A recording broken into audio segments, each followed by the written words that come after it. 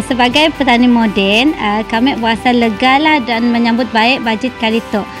Sebab kerajaan beri perhatian semula kepada sektor pertanian.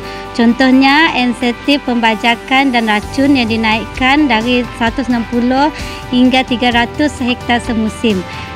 Jadi bantuan bajan dan peralatannya sangat membantu kami orang dalam meningkatkan hasil tuaian lah.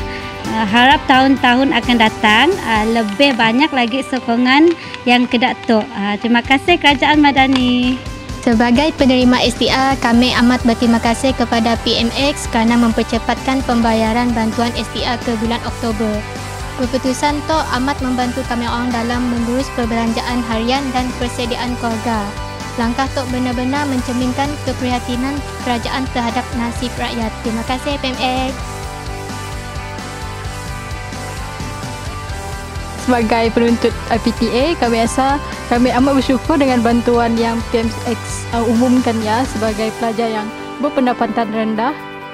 Ia mampu meringankan lagi tanggungan keluarga kami lah. So kami mula fikir tentang kesusahan ibu bapa kami untuk beri duit belanja masa kami dekat universiti. Saya setuju bajet kali ini sebab banyak memberi peluang untuk wanita bangkit, terutama suri rumah yang nak berniaga kecil.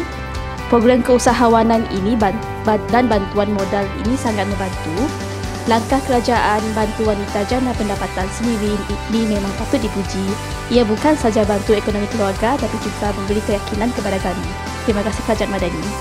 Okey, berkenaan dengan bajet yang baru dibentangkan baru-baru ini, saya amat berpuas hati dan amat berterima kasihlah kepada PMX kita di atas pembentangan bajet yang begitu mesra rakyat.